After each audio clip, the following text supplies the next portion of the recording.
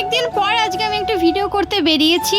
আর আমি প্রায় 2 সপ্তাহ পর আজকে ভিডিও করতে বেরোলাম, কারণ এতদিন এতটাই বৃষ্টি হচ্ছিল যে বাড়ি থেকে বেরোনোই মুশকিল হয়ে গেছিলো। তো যেখানে আমি মাঝে মধ্যে আসি সেই জায়গায় আমি চলে এসেছি। এটা হচ্ছে আমাদের বাড়ি থেকে অনেকটাই দূরে, আর আমাকে আমার দাদা নিয়ে আসে, তোমরা তো জানোই সবাই। আর দেখো এবার তোমাদেরকে আমি চারিদিকের ভিউটা শুধু দেখিয়ে দিই, মানে বর্ষাকালে গ্রামের রাস্তাঘাট মাঠঘাটের যেরকম অবস্থা হয়, চলো তোমাদেরকে এবার আমি দেখিয়ে দিই। দেখতেই পারছো চারিদিকে পুরো জলে জল হয়ে গেছে।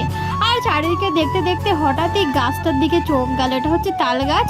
আর দেখতে তো পারছো তোমরা সেই বাবুই পাখির বাসা, যেই বাসার কথা আমরা অনেক কবিতায় ছড়ায় ছোটবেলায় পড়েছি। আমি এই বাসার দিকে তাকিয়ে আছি আর ভাবছি যে এই ছোট ছোট পাখিগুলো শুধু ঠোঁট দিয়ে জিনিস এনে মানে কতটা সুন্দর বাসা তৈরি করেছে, আমি শুধু দেখছি। আর এখানে অনেক বাসা তৈরি করে ফেলেছে, আর অনেক বাসার মানে অনেকটা হয়ে গেছে, এখনো বাকি আছে। আর এই বাসাগুলো দেখতে এতটাই সুন্দর লাগছে, আমি দাদাকে বলছি দেখ তো এখানে কোথাও পড়ে আছে কি, তাহলে আমি একটা বাড়িতে নিয়ে যাব। তারপর দাদা তো ওখানটায় নেমে চারিদিকে খোঁজাখুঁজি শুরু করে দিয়েছে, দেখতেই পারছো তোমরা। তারপর অনেক খোঁজাখুঁজির পর দাদা একটা এখানে পেলো। আমি বলছি এটাই তোল, দেখি কিরকম লাগছে। কিন্তু অনেক খোঁজার পর ও একটা ভালো কোনো বাসা পাইনি, কারণ এখানে যা বাসা পড়ে গেছে সেগুলো সব বৃষ্টিতে একদম নষ্ট হয়ে গেছে। তারপরে এই যে এটা পেয়েছিল, এটা আমি বলছি এটাই তোল, দেখি আবার দেখা আমাকে কিরকম লাগছে। তারপর দেখলাম এটা পুরো একদম নোংরা কাদা হয়ে গেছে, এটা আর নিয়ে যেতে পারলাম না আমি। তারপর দাদাকে বললাম থাক, তোকে আর খুঁজতে হবে না, তুই এবার উঠেই আয়, কারণ ওখানে আমার দেখে ভয় লাগছে, কারণ সাপ টাপ থাকতে পারে। তারপর উঠে এসে দাদা আমাকে বলছে যে পেলাম না, এর পরে কোনোদিন দেখবো এসে। তারপর আমরা চারিদিকে একটু ঘোরাঘুরি খোঁজাখুঁজি করছিলাম, কারণ দেখছিলাম কোন জায়গাটায় ভিডিও করলে বেশ ভালো হবে কোয়ালিটি।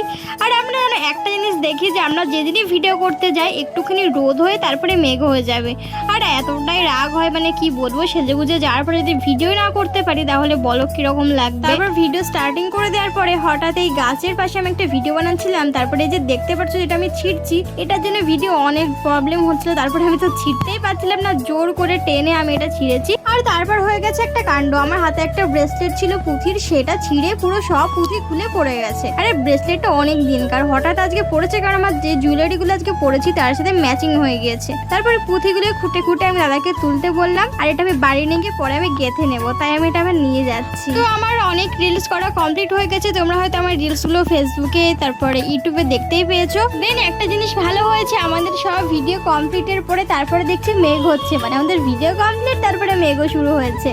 এক্ষুনি বৃষ্টি আসবে দেখেই বোঝা যাচ্ছে। তারপরে তাড়াতাড়ি করে সব গুছিয়ে নিয়ে তারপরে আমি একটু দাঁড়িয়ে ফ্যানের হাওয়া খাচ্ছি। আর এই ফ্যানটা দেখতেই পারছো, এটা হচ্ছে ভিডিও করার পরে যখন খুব গরম লেগে যায় আমি এটা দিয়ে হাওয়া খাই, কারণ মুখটা প্রচন্ড ঘেমে যায়, রোদ থাকলে তো মুখটা পুরো জ্বলেও যায়। দেন আমরা বেরিয়ে পড়লাম বাড়ি যাওয়ার জন্য। তারপরে তোমাদেরকে আবারও দেখিয়ে দিচ্ছি, মাঠটা এতটাই সুন্দর লাগছে। তো তোমাদের কার কার বাড়ি গ্রামে তোমরা কিন্তু কমেন্টে জানাবে। আজকের ব্লগটা এই পর্যন্তই, টাটা।